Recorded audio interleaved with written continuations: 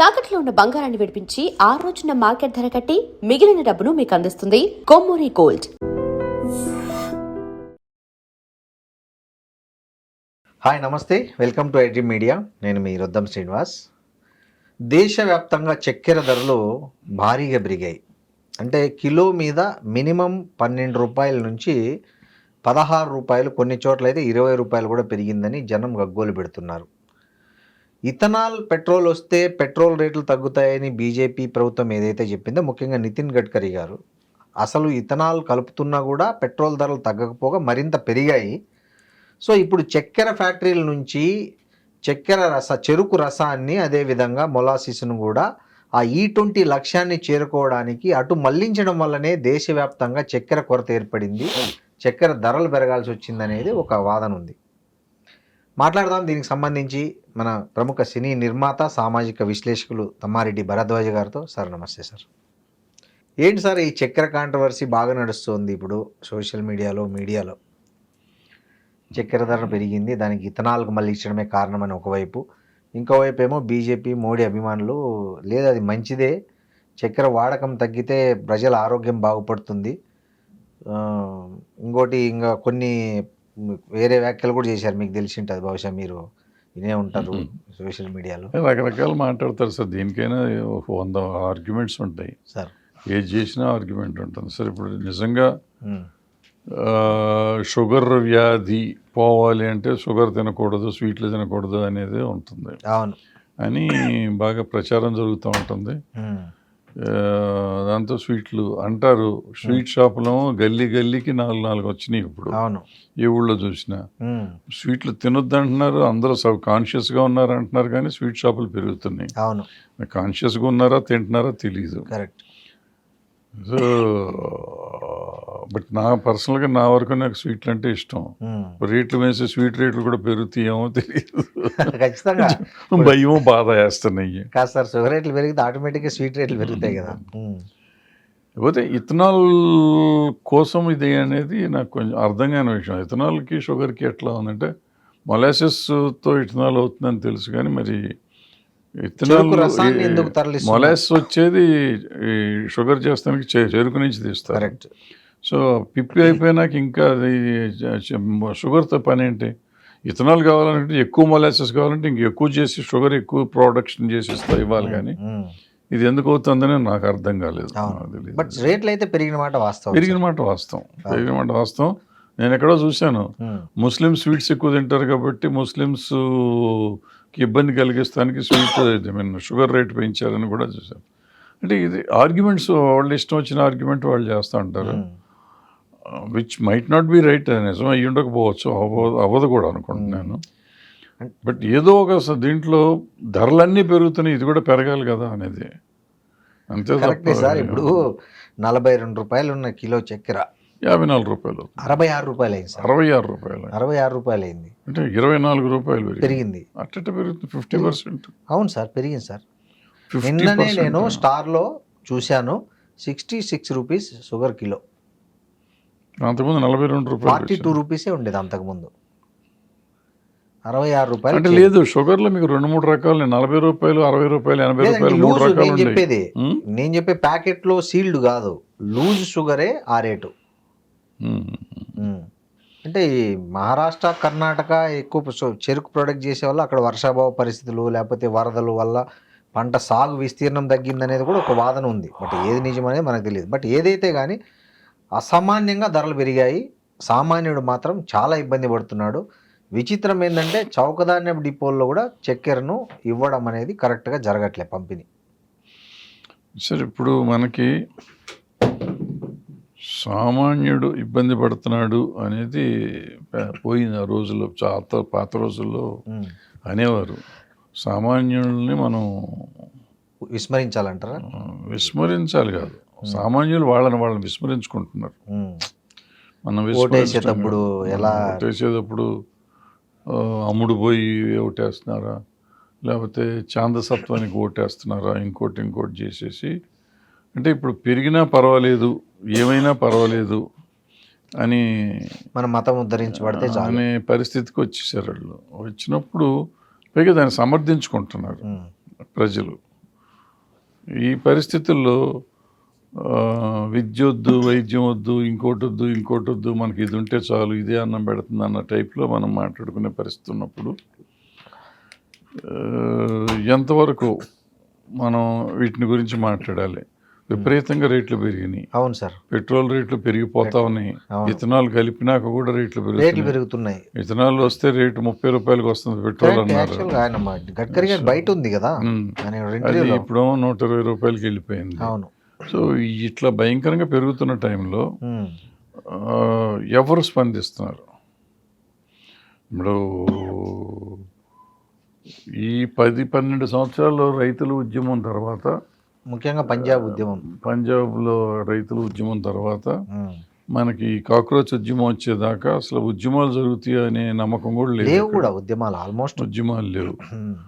So ఎక్కడికక్కడ పార్టీలను పడేయటానికి ఎమ్మెల్యేలను కొనుక్కొని గవర్నమెంట్లో పడేయటం, సెంట్రల్ గవర్నమెంట్ కూడా ఇప్పుడు ఎంపీలను కూడా కొనియటం, ఇవన్నీ జరిగిపోతున్న తరుణంలో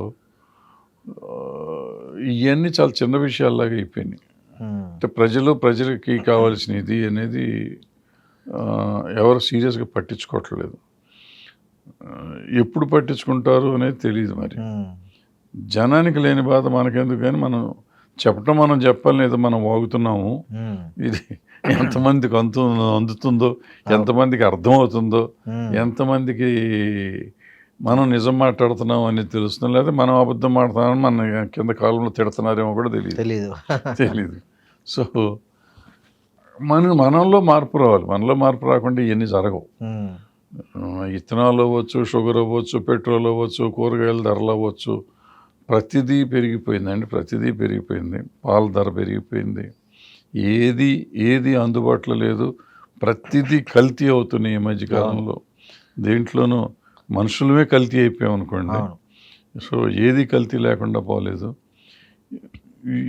ఇట్లాగే పోతే నెక్స్ట్ జనరేషన్ ఏమవుతుంది, వాళ్ళకి ఏం చేయగలం మనం అనేది ఏం లేదు. చూడాలి మరి. సార్ మీరు ఒకటి గమనించండి, జిఎస్టీ వచ్చినప్పుడు కొన్ని ఆహార వస్తువుల మీద జిఎస్టీ ఎత్తేసాము, కొన్నిటి మీద భారీగా తగ్గించామని గత సంవత్సరంలో ప్రభుత్వం విపరీతమైన పబ్లిసిటీ చేసింది. ఒక కుటుంబం మీద నెలకు 15,000 రూపాయలు, 15,000 రూపీస్ సేవింగ్ అవుతుంది ఈ జిఎస్టీ తగ్గించడం వల్లని కూడా వాళ్ళు చెప్పుకున్నారు. వాస్తవంగా ఆ రోజు జిఎస్టీకి ముందు ఉన్న రేట్లో ఈ 8 monthsలో మళ్ళీ అదే రేట్లు చేరిపోయాయి వస్తువులన్నీ. ఇక జిఎస్టీ తగ్గించి ఏం లాభము? ఎవరికి ఉపయోగపడింది జిఎస్టీ తగ్గింపు? అంటే జిఎస్టీ తగ్గింపు లాభం వస్తుందని చెప్తే నమ్మటం మీ తప్పది. అంతే. జిఎస్టీ తగ్గింపు వల్ల లాభం ఎంత వస్తుంది? ఒక వస్తువు ఖరీదు రూపాయి అనుకోండి, రూపాయికి 20 రూపాయలు, రూపాయికి 20 పైసలు ఇంతకుముందు జిఎస్టీ ఉంటే 15 పైసలు చేసి ఉంటారు. 5 పైసలు తగ్గింది. 5 పైసల్లో 15,000 వస్తుందంటే నమ్మటం మన తప్పు కదా. అవును. 100% తీసేయాలి ఎక్కడ. అవును. They have reduced it to some extent. ఆ తగ్గించిన దాంట్లో మనకి 15,000 రూపాయలు మిగులుతుంది అంటే అదే 15 లక్షల రూపాయలు మీ బ్యాంకులో ఎలక్షన్ అవగానే వస్తుంది అన్నట్టుగానే ఉంటాయి. సో మనం వీటిని నమ్మేసి మనం ఓట్లు వేస్తున్నాం. నల్లధనం తెచ్చి అందరికీ షేర్ చేస్తా అంటే నమ్మాము. ఏదేం నమ్ముతాం. 2 కోట్ల ఉద్యోగాలు సంవత్సరానికంటే నమ్మాము. అంటే పాపం వాళ్ళు నిజం చెప్తారు, ఇదంతా ఎలక్షన్ గట్టాలని గొట్లానో ఏదో అన్నాడు ఆయన. సో అన్నీ చెప్పినాక కూడా మనం ఓట్లు వేస్తానున్నాము. ఓట్లు వేయటం తప్పు కాదు, నమ్మటం తప్పు కాదు. వాళ్ళు చేస్తున్నారు. అంటే ఎప్పుడు ఎట్లా ఉంటుందంటే ఒక నాయకుడు, ఒక పొలిటికల్ పార్టీ వచ్చినప్పుడు వాళ్ళు కరెక్టే చేస్తున్నాం అనుకుంటారు, వాళ్ళు తప్పు చేస్తున్నామని ఎప్పుడు అనుకోరు. మనం సామాన్య మానవులుగా కానీ లేకపోతే అపోజిషన్ పార్టీలుగా వాళ్ళు కానీ ఇది తప్పు, ఇది ఒప్పు, ఇది తప్పు, ఇది ఒప్పు అనుకుంటూ ఉంటారు, దాన్ని మాట్లాడుతూ ఉంటారు. సో మనం అన్న తప్పులని వాళ్ళ లెక్కలో తప్పులు కాకపోవచ్చు. అంటే మెజారిటీ ప్రజలకు తప్పులు కాదు, ఎందుకంటే మళ్ళీ గెలిపిస్తున్నారు కాబట్టి.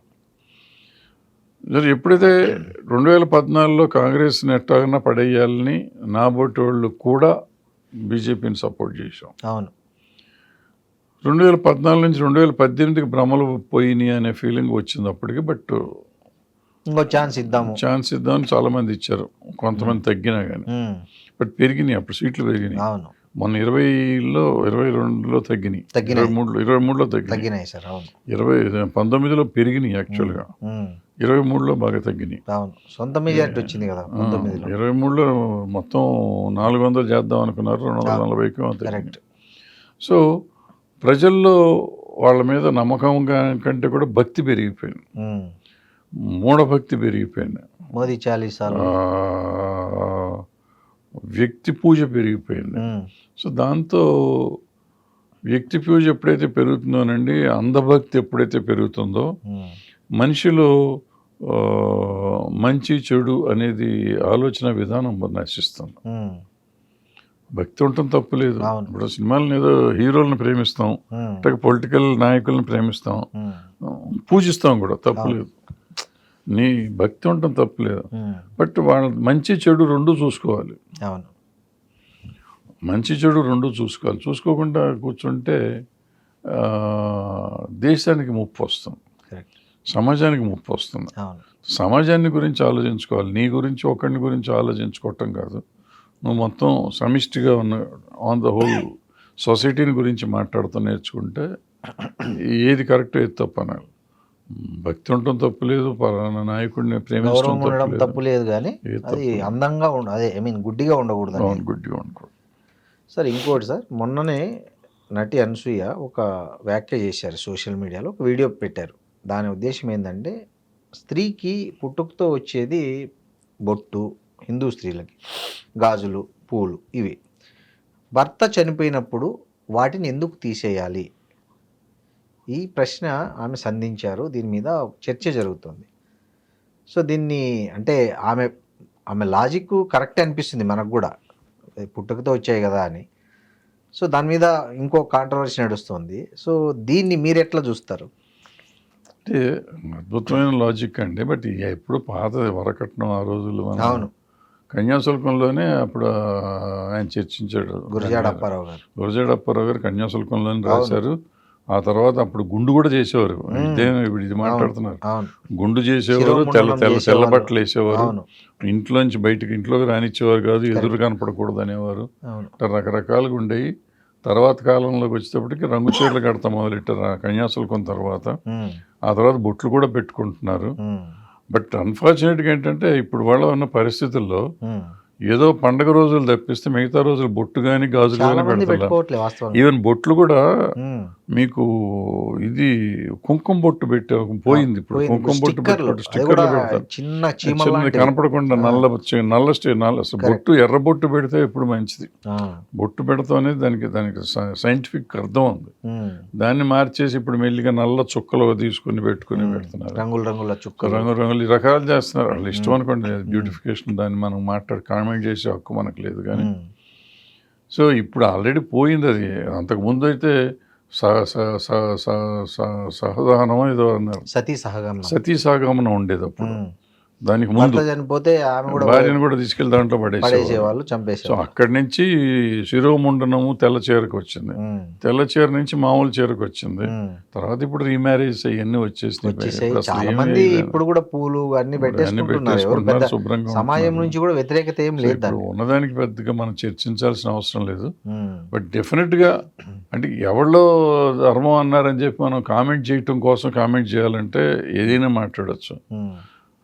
ఇప్పుడు కాంట్రవర్సీ తేవటం కోసం కాంట్రవర్సీ చేయాల్సిన అవసరం లేదు. ఎవరో ఒక తప్పు మాట్లాడితే మనం ఇంకో తప్పు మాట్లాడక్కర్లా. నువ్వు మాట్లాడడం తప్పు అని చెప్పడం తప్పు లేదు, కానీ నువ్వు అలా అన్నావు కదా నేను ఇలా అంటాను, నువ్వు అలా అన్నావు కదా నేను ఇలా అంటాను అనుకోవటం కరెక్ట్ కాదు. ఇవాళ రోజున పెద్ద డిస్కస్ చేయాల్సిన పాయింట్ కాదేమో నా ఫీలింగ్. కరెక్టే సార్. అంటే ఆమె వీడియో కింద చాలా మంది కామెంట్లు కూడా పెట్టారు, మీకు భర్త ఉన్నాడు కదా మీరు ఏ రోజు కరెక్ట్ బొట్టు పెట్టుకుంటున్నారు. అదే పర్సనల్గా మనం ఎన్నెన్న మాట్లాడుతాం అంటే, ఇవాళ నేను ఎప్పుడైతే పబ్లిక్ డొమైన్లోకి వస్తున్నానో నన్ను ఎన్నైనా మాట్లాడతారు. అవును, నేను మళ్ళీ వాళ్ళు అన్నారని నేను ఏడవకూడదు. అవును, కరెక్ట్. ఇప్పుడు మనం మాట్లాడుతున్నాం సార్, అవును, మనం మాట్లాడి చాలా మందికి నచ్చకపోవచ్చు. అవును, నచ్చకపోతే వాళ్ళు మన బూతులు తిడతారు. అవును, తిడితే వాళ్ళు నన్ను తిట్టారు తిట్టారు గించుకోవటం, నీకు అంత గించుకోవాలంటే మాట్లాడబాకు. కరెక్ట్. ఒకసారి మనం ఎప్పుడైతే పబ్లిక్ డొమైన్లో మాట్లాడతాం మొదలెట్టామో, మంచి అని నువ్వు అనుకున్నా అవతల వాడికి మంచి అనిపించాలి కదా. అవును, అవతల వాడికి మంచి అనిపించింది మనం మాట్లాడినప్పుడు, వాళ్ళకి అప్రియమైన మాట మనం మాట్లాడినప్పుడు వాళ్ళు నెగిటివ్గా స్పందిస్తానికి వాళ్ళకి అవకాశం ఉంది. ఉమ్, వాళ్ళు నెగిటివ్గా స్పందించినప్పుడు వాళ్ళు ఇష్టం వచ్చిన మాట మాట్లాడతారు. ఉమ్. మాట్లాడితే మనం బాధపడతాను, మన అనవసరం అది. అనుభవాలు దెబ్బతినకూడదు. బాధపడకూడదు. ఉమ్, ఒకవేళ బాధపడ్డే వెంటనే దానికి నెగిటివ్ ఇంకోటి ఇచ్చేసి పెంచుకోకూడదు. కౌంటర్ ఇచ్చి అవును. కౌంటర్ ఇచ్చి పెంచకూడదు. ఉమ్. చూసి అమాయకులను నవ్వుకోవటం తప్ప మనం ఊరుకుంటే బెస్ట్. Correct sir. సార్ మొన్న చిరంజీవి గారు ఒక ఫంక్షన్ జరిగింది. దాంట్లో ఆయన మీద కూడా ఈ మధ్య బాగా ట్రోల్స్ వస్తున్నాయి గత వారం రోజుల నుంచి. మీ దృష్టికి కూడా వచ్చి ఉంటుంది. చాలామందిని తొక్కేశారు అనే ఒక కాంట్రవర్సీ ట్యాగ్ లైన్తో బాగా సోషల్ మీడియాలో వైరల్ అవుతుంది. చిరంజీవి గారు చాలామందిని తొక్కేశారు అని. ఆ సభలో చాలామంది హైపర్ అది ఇట్లా చాలామంది చిరంజీవి గారిని చాలా చాలా పొగిడారు.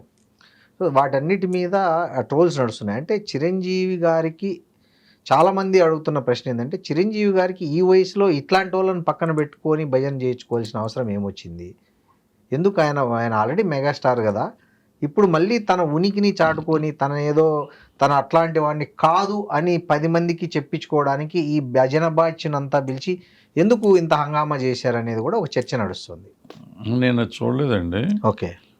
సందర్భం కూడా నాకు తెలియదు. బట్ మొన్న ఆయన బర్త్డే 22వ తారీఖు బర్త్డే ఉండేది. ఆ బర్త్డే సందర్భంగానే సందర్భంగా ఎవరన్నా మాట్లాడారేమో.